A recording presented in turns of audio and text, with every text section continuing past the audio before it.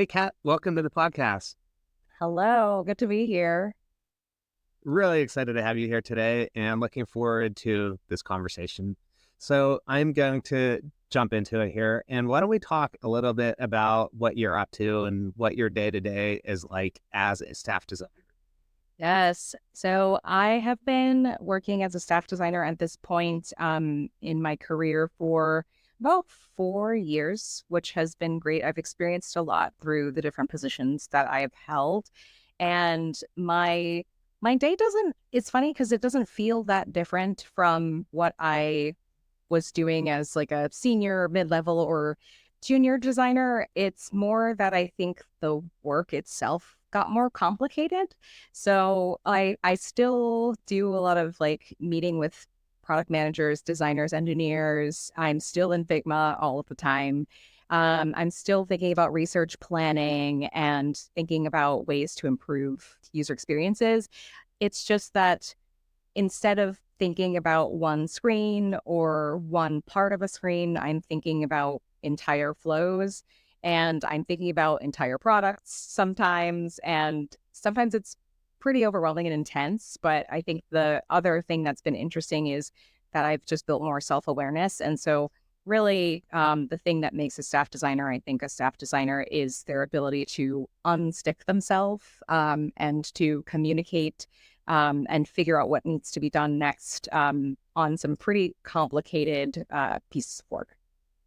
Awesome. And can you talk about your path leading to your current role?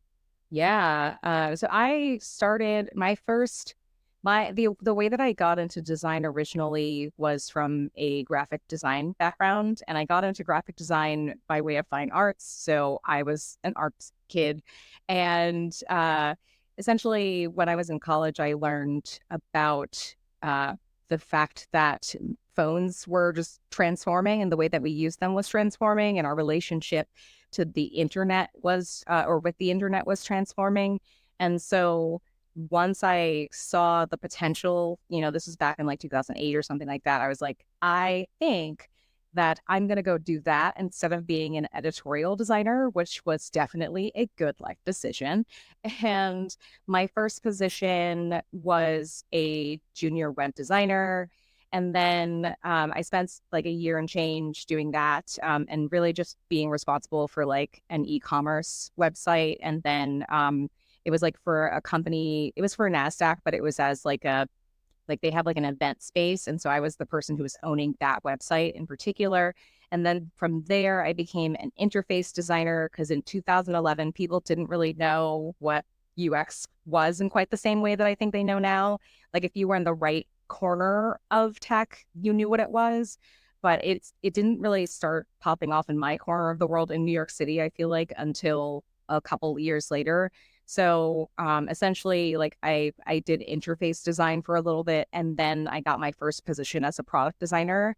And from there, that's where I learned about user experience, and I just fell deeply in love with this new way to learn about people because I'd always been so curious about just how people think, and it felt like the right balance of science and art for me. Like design is like a creative practice, but it's not completely the same as art. So it just felt like a better balance than being more on the visual design side where people are always talking about making it pop and stuff like that. So from there, I was like, okay, I think I'm going to do this. And then it was just a matter of going through a bunch of different startups and different companies to figure out the size of company that I wanted to be at, the kind of role that I wanted to have.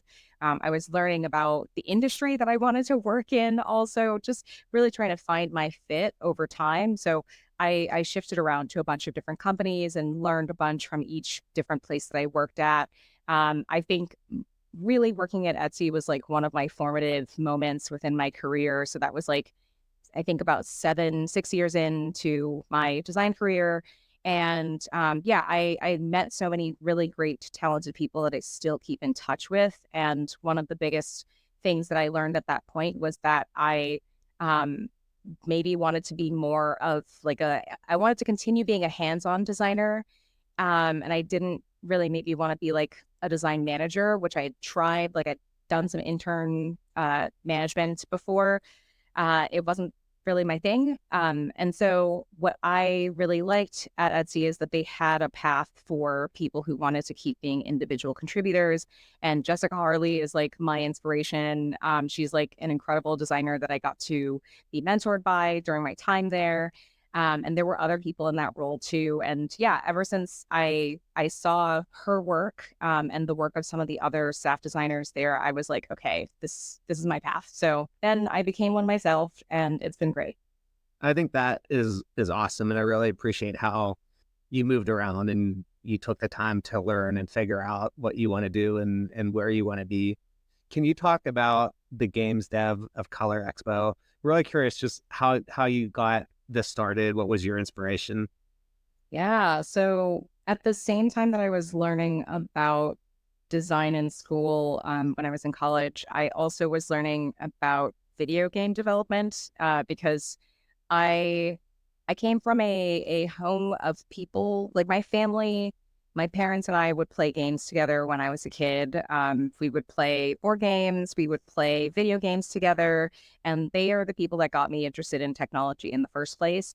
And so when I was in college, I'm a nerd, and so I really kind of missed being around the nerds because the graphic design program that I was in was it just didn't attract people who were quite, I think, into the same things that I was into, like cartoons and like other various nerd things. And so I started to miss those kinds of people. And I had a high school friend that I kept in touch with who invited me to visit their school, which was it was like a polytechnic engineering school essentially. And that's where I met people who were interested in making video games, but they didn't have an artist. And so basically what I did is I volunteered my skills. And over time I just built this community of people who were we were all interested in the same things in terms of making games.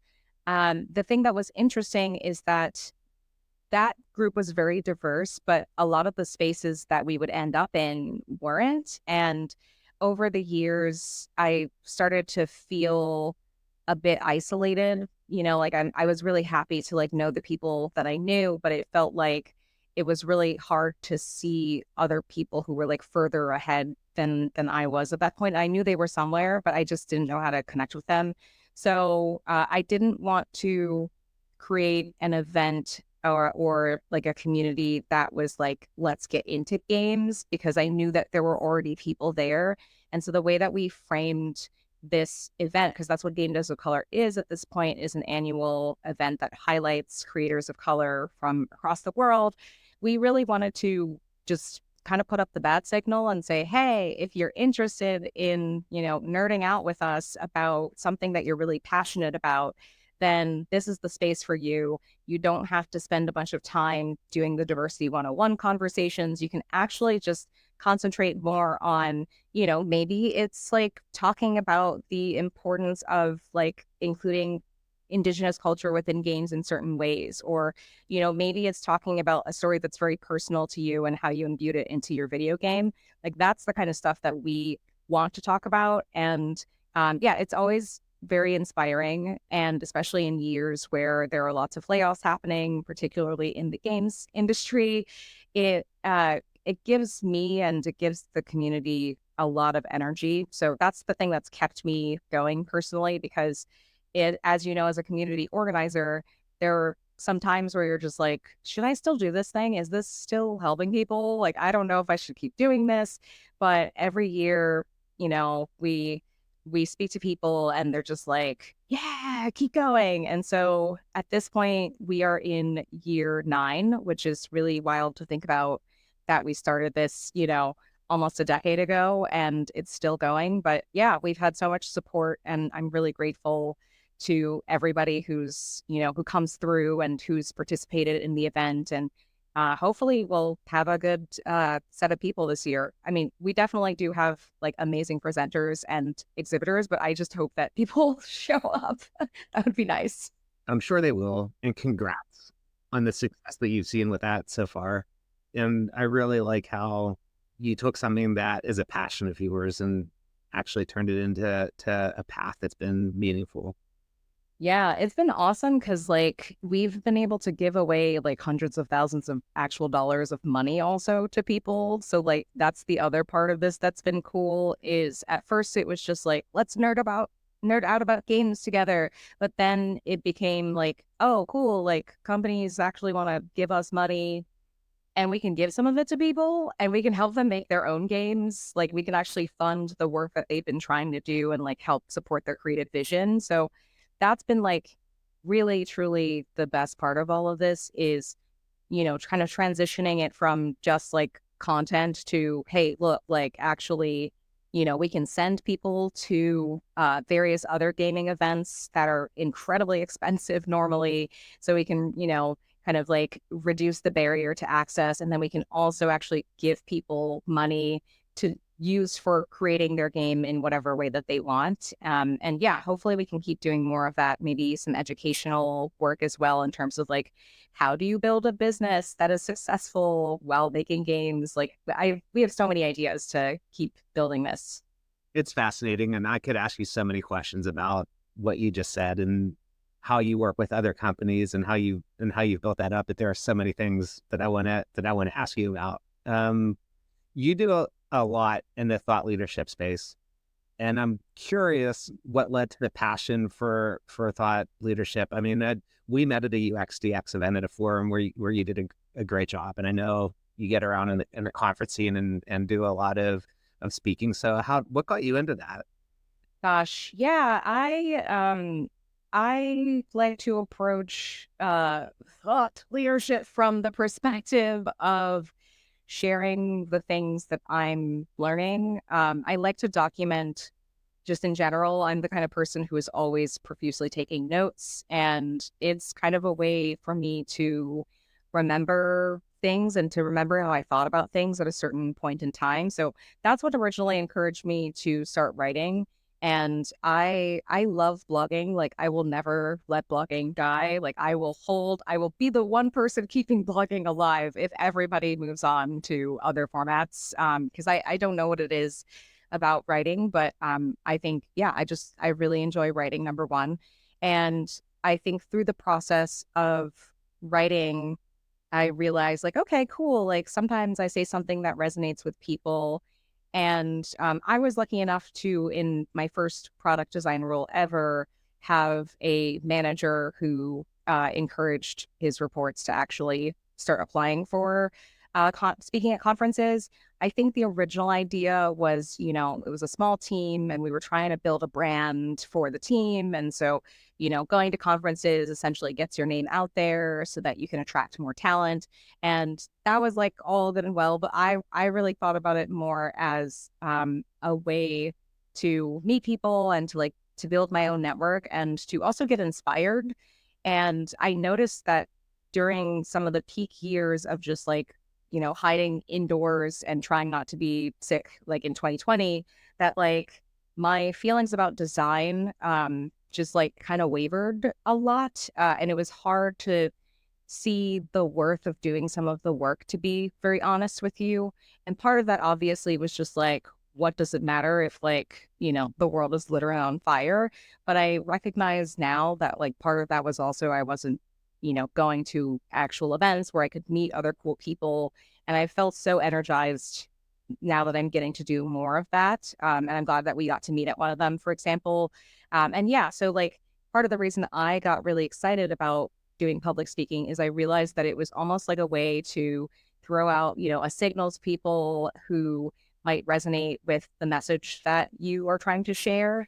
And you can have really cool conversations with those people because you got on stage and decided to, be vulnerable or to share some ideas that you're thinking about. So it started, I think, as like a brand building for my employer at the time, but I just have met so many nice people that it's been worth continuing.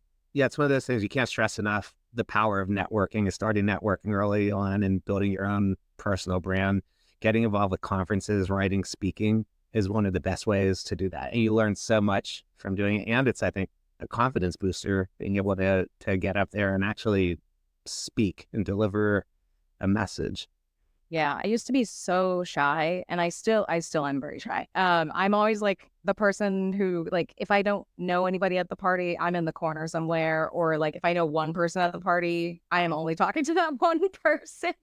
But the thing I like about public speaking is it forces you to get better at these things, and I know that I wouldn't be able to speak the way that I'm literally talking to you right now if it weren't for the years of work that I put in to be somewhat functional at communicating words.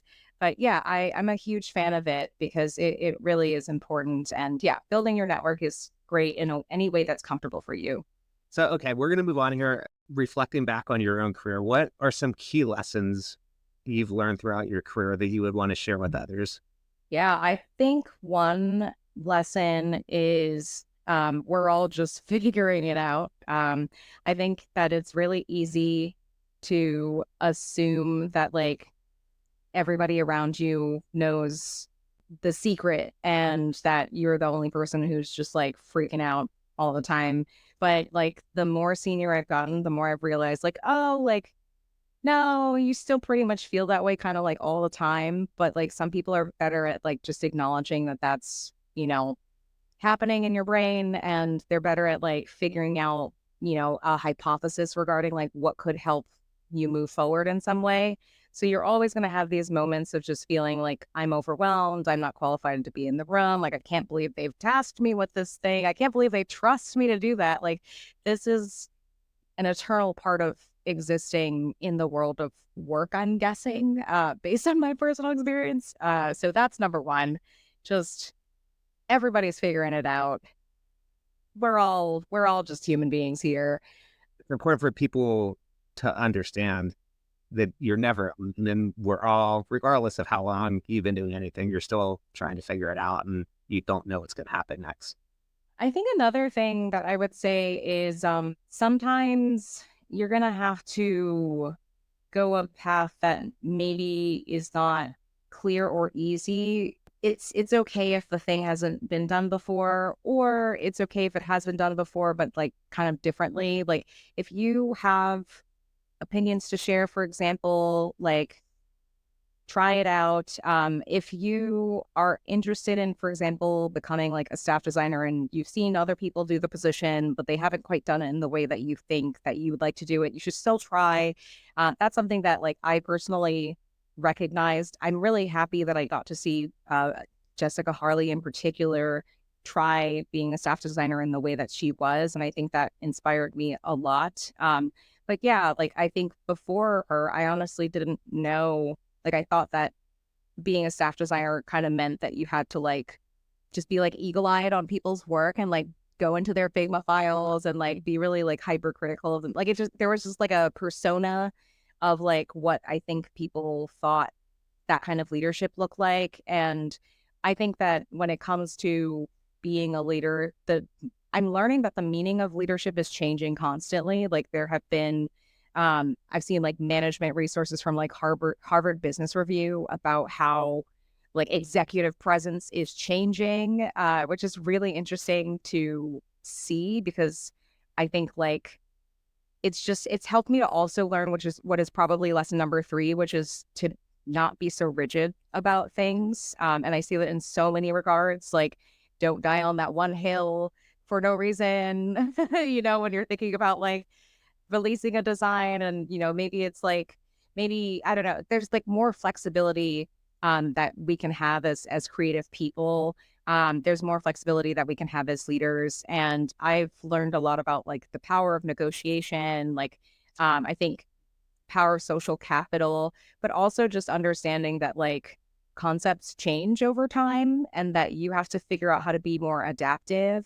And you need to know where you will and won't budge and be comfortable, figuring out that definition for yourself rather than thinking maybe in terms of work, like what should I or should I not be doing? A lot of these definitions of like the things that we do are like relatively malleable, and executive presence to me is such a great example of, I think 15 years ago, being a leader meant, like kind of being like the dude guy who like walks into the room and like finger guns people and like, smiles and then delivers the really bad news with a smile on his face. And now it's like, oh, you can be vulnerable, you can be, serious sometimes. You can have like, feelings, relatively for an executive. Like there's more space than I think there was before. And it's really cool to see how that's been changing. There were a lot of great lessons that you just talked about there. So I really appreciate that. And I'm sure people are going to probably listen and listen again to catch some of that. It said like seven things. Yeah. Yeah, it was no, but I meant that in a good way. It was really, I mean, there was a lot of really good stuff that I can even tell you personally, I relate to. What would you say are some of the biggest challenges you faced and how did you overcome those challenges? Yeah. Speaking of the rigidity and flexibility lesson, I think for me, that was one of the biggest challenges that I had to learn to navigate. So when I was more like when I was becoming more senior, I was told that I needed to have more of an opinion. And so I was trying to figure out how to set appropriate boundaries when it came to standing up for design quality and things like that. And yeah, there were some moments where I really pushed hard, for example, to make sure that experiences met the quality bar that I was expected to deliver at. And it was really rough because in this particular case, where I was essentially working on a redesign back when I was working at Etsy. Can you tell that this was a formative period of my design career? But yeah, I was working on this one redesign, and we had to figure out the where we were going to put this product that we were making, if we were going to change where it was located in the information architecture and like how we were going to change navigation. And we had to make some pretty substantial changes because there were like weird data implications that hadn't showed up until we'd actually like done a lot of engineering work on the product. I was like, this is not going to go well, and you can't put my name on this, like I have to like die on this hill, essentially. And so that was really challenging because they still ended up pushing forward because like i I am not the person who gets to say if the thing launches or not, and realizing that I didn't have control in that moment it was really painful, and very stressful and like terrifying. But ultimately I had to like learn to like, sit back and kind of like trust the process. And I'm really grateful that in that particular situation, we actually got a second chance to work on a better update to that particular product area. But yeah, it was really stressful, and I learned a lot in that moment about just influence, the locus of control, which was like I had no control in that situation. I had no influence there. And yeah, like when and how to use social capital was something that started really bubbling up more for me. Social capital being the concept of like knowing when to like cash in all your chips on the relationships that you've built with people, essentially, for things that you really care about, and like when to just kind of like let things go a little bit more. So I try really hard these days to really think deeply about what matters to me the most. And I do think that I still feel proud of the fact that I, in this case, fought really hard to make sure that this experience was as good as it possibly could have been. And I pulled in like some of our highest ranking product designers. And like I even pulled in like Abby Covert was working at the company at the time. And I was like, Abby, please help, Yeah, it was just outside my domain. And I just had to, I just had to recognize like, okay, this is not actually my decision. And it's been really helpful to think more about things in that way and not take it so personal. Yeah. Can you share an instance where a setback or failure turned out to be a hidden opportunity? I think because I learned in that particular situation about the importance of empowering people to make decisions, essentially, that fed really well into my next position. And so, number one, we learned so much from that first particular product rollout. And the second time that we rolled out changes, I was much more structured in the way that I proposed my thoughts. So I think I learned so much about how to deliver information in a way that actually convinces people, or how to recognize when, I'm actually not the person who has to make that decision, and how to kind of depersonalize almost design work a little bit more. And so in the next position that I was working in, I was able to more clearly set expectations with my team members, and to do a bit of a better job at just like communicating expectations up front, making sure that we clarified like who's responsible, accounted for, accountable, consulted, informed, like those kinds of. I just got really focused on making sure that expectation setting and like that kind of part of the collaboration process was more explicit, because I realized that I I was putting a lot of pressure on myself as a designer to deliver and to be responsible for the outcome of that work in a way that's just like not fair almost to my coworkers. Like I was in a triad, like it was design, engineering, and product.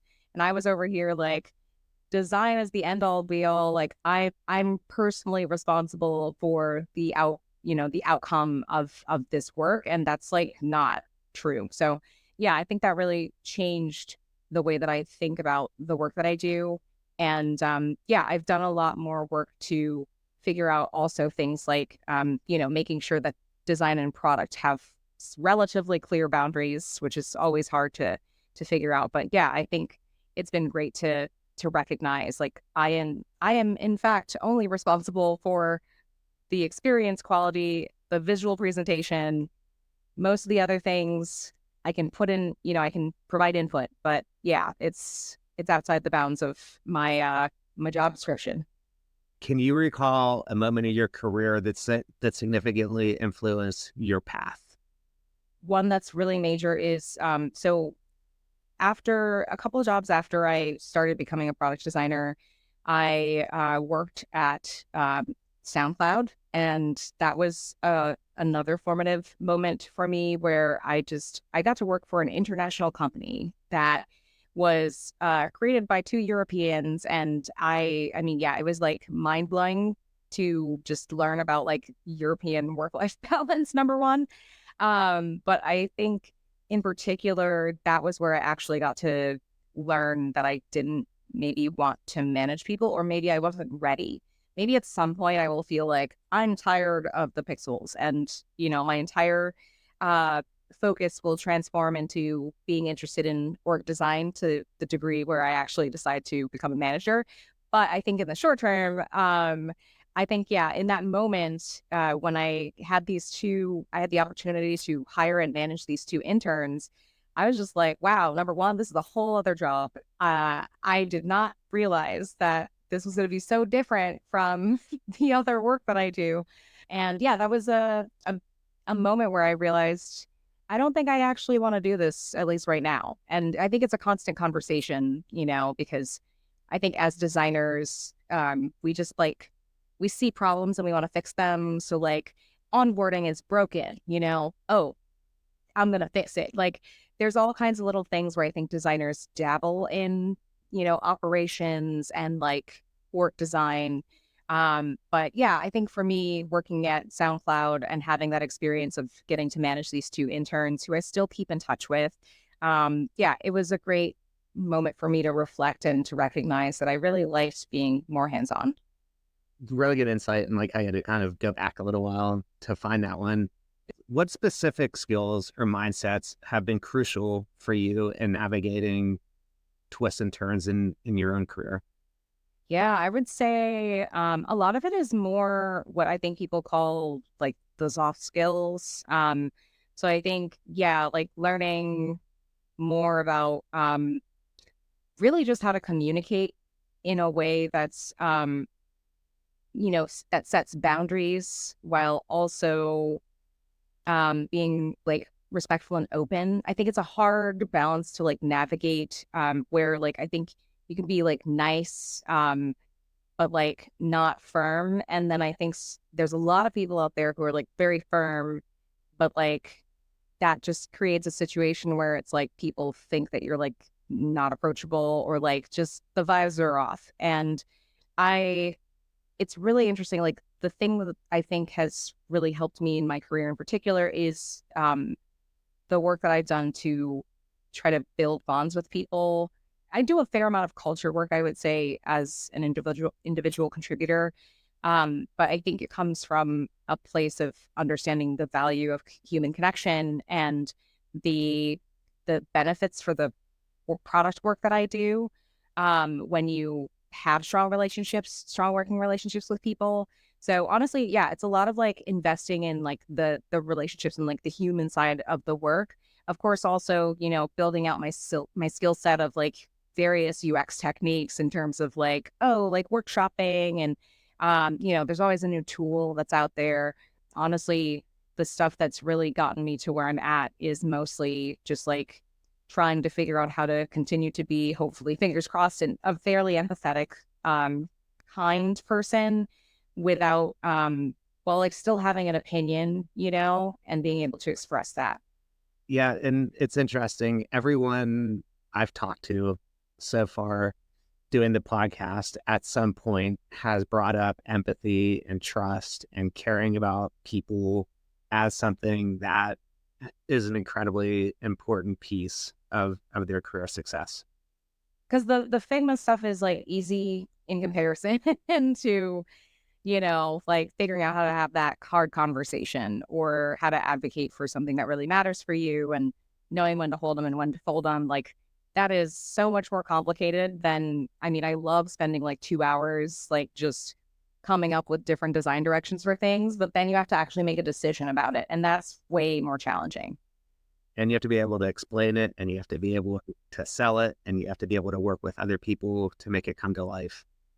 Yes. Yeah. The storytelling part, that's where that's like much more, you know, I spend much more time building a toolkit of like ways to tell stories that get people excited. And with hindsight, what would you do differently in your career? Probably take slightly more risks. I'm glad that I've taken some risks. So, for example, literally when I started out, I only applied to one college and I got in, which is great. But like, I was like, I know where I want to go and I'm not going anywhere else, which is like wild to think about in retrospect. Should probably have other options, but I think, yeah, I could have probably taken more risks when I was like newer, but I think it worked out the way it needed to, honestly. Like I feel like yeah, I don't know. I've ended up in amazing, like working at amazing companies and I've gotten to travel a bunch. So outside of that and maybe just like, yeah, I guess on the topic of risk taking, like if I if I had, I guess like maybe known to like take up more space earlier on, I think that would have been great. But I think I just had to personally work through my own fear of like being like too rude or like too brash. And, you know, we all have our own journey. That is 100% for sure. And completely with you on that idea of taking risks. When you don't have a lot of responsibilities, it's like much easier to just kind of YOLO things a little bit, or whatever the new acronym is for, you know, you only live one time. But yeah, I think the older you get, then you have like much more responsibilities. So you have to be more careful about like, oh, let me take a year off or like, oh, let me go work for this wacky startup. Like you need things to succeed, you know, when you have more responsibility. So that would be my advice for anybody listening. Like have some fun. Make sure you have a lot of fun. I have, but you know, there's always more to have. Yep. Have fun, enjoy what you're doing, and be smart about it, but take some risk. If you don't risk, you're going to hold yourself back. Yeah, don't gamble, but do, you know, do take an informed risk is definitely my suggestion. And I think I was very afraid when I was younger, even if I knew somewhere in the back of my brain, like, oh, maybe it would be fine. But yeah, I think more people they should take a nice calculated risk. What do you think the future of design looks like? I'm always a proponent of more product strategy, like more design in the strategic world. I think there's a lot of opportunity for us to increase confidence and like decrease risk taking, or to help people take more informed risks. So that's how I like to position my position as a staff designer. I think there's probably like more, I mean, there's definitely going to be more conversation, I think, about like the individual contributor path and like building out of that path versus like traditional leadership, I guess you could call it. So I'm really excited to see more of these conversations, which there were rumblings of it. Like I've seen a lot of older pieces that were written like 10 years ago where people were like, where do all the really experienced designers go? You know, like what happens to those people? So now we're just, I think, at a point where we are solidifying the discussion more. So I'm excited for that. I'm also hopeful that more designers start their own companies because, like, I think, you know, we talk a lot about like, how do we advocate for design to be seen as valued? And I think that like part of that is just that we need more people who know the value because they have done that work. They should just be leading their own companies if they feel up to the task. It's a lot of work, I know. What advice would you give to someone earlier in their career who is still trying to figure things out? I would say know thyself. I think a lot of people, when they're newer in their career, are so concentrated on how can I check the boxes perfectly. But I think what's more important is to understand your personal value proposition. Like, what do you semi uniquely bring to the table? You know, because there's always going to be like other people who, in some regard, are similar to you or whatever. But like, when I look back on my own career, I think I was really good at knowing what I was really good at. And I have always communicated what really gave me energy. And I've noticed that amongst other junior designers that I talk to who are actually getting positions out here, because I know this economy is wild, those people are like they're really introspective, and they also, I think about design in a way that's more focused on context, working on critical thinking, and like really just stepping back and kind of getting to know yourself and the reason you're a designer and figuring out how to communicate that to the people around you is going to be a very worthwhile investment. And what advice would you give to a senior manager or a senior leader about how they should think about managing or communicating with their teams? Make sure you have like a good support network, honestly, because I know it's a thankless job. Like I've been there and I know that's really, it's so challenging. I think you can leverage staff designers and to lean on some more of those people as like, they're kind of like partners in crime almost, but they can also like create, if you find the right people, they can really create like a vibe in terms of like the team and like the way that people think about design that I found that like people who are in these staff design roles, like if you give the right people, like just one or two people can really change the energy of the team. They can make, you know, the team feel less crunched and like kind of like stretched thin and really like more directed. And then they can also kind of be like a bridge between senior leadership and the rest of the individual contributors. So they can kind of read the room, you know, and like share things with senior directors and directors that like more junior ICs just would be so afraid to share. So I really have appreciated my roles in this kind of way because I've built relationships with people who are more junior and they'll share things with me. I will never name them or anything like that. But if I notice a trend, then I will share that trend with people who can actually make a positive change. And those people would never say that stuff directly to senior leaders. And I know that it's so hard, you know, for people in those roles, like in senior leadership roles, to like keep a pulse on what's happening. So that would be my recommendation to like really think of, you know, staff designers can execute, but they also are really valuable in terms of culture. Sounds like really what you're saying is build relationships, trust the people around you, and leverage the talent that you have. Yes. And we're going to get into some closing questions here. So, what is your favorite quote? I feel like SpongeBob memes are like just my favorite. Can I count all of my SpongeBob memes ever?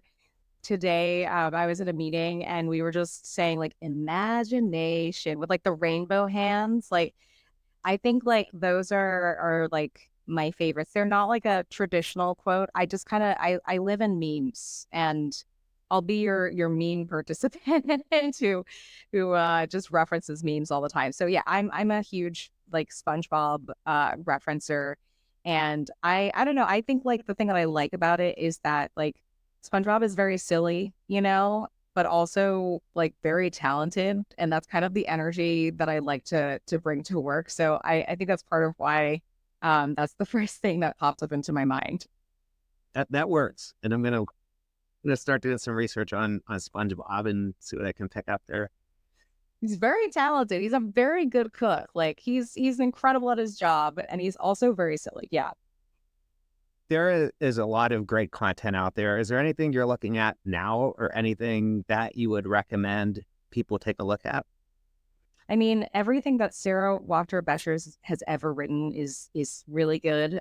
So right now, for example, Design for Real Life is one of the a book apart books that like a book apart is closing down. So you should definitely get that if you don't have that book yet. I think there are other really cool people like The Great Discontent is always like writing really interesting thoughts about just like product. I like to read product writers a lot. I feel like the way that they think about the world is just very interesting, and sometimes they talk about working in general, even though it's from like the lens of a product manager. And I'm just like, whoa, like I'm gonna take that and use that in my own work. So I would recommend just like looking beyond design writing, although there are obviously incredible design writers out there. And lastly, where can people find you? I am mostly on LinkedIn these days. So CattsMall. I'm also on Blue Sky post.cb for the five people who are sorry to drag post. But yes, I'm on there. I'm on Threads. Also, I think my username there is like catt.wtf because I bought one of those domains. It's either that or cat.design. I don't remember which I put. But yeah, you can find me across the internet except on X, which I deleted. Oh, and catsmall.com. Any conferences or talks coming up? Yes. I'm going to be speaking in October at I think it's Smashing Conf is coming up in October. So that's going to be really fun. And I haven't actually been to one of those before, but like they're obviously like incredible, and I'm so excited. Yeah, Smashing Conf is going to be October 8th through 10th. So you want to come to New York and you want to get some coffee and hang out with some cool people, please join us. Catt, thank you so much for taking time to talk today. I think this was really great. A lot of really good insights and super excited to get this episode out. Thanks, Ryan. It was good to chat. Hey, thanks for listening. If you enjoyed our content today, please like, subscribe, and comment below. We'd love to hear from you. Until next time.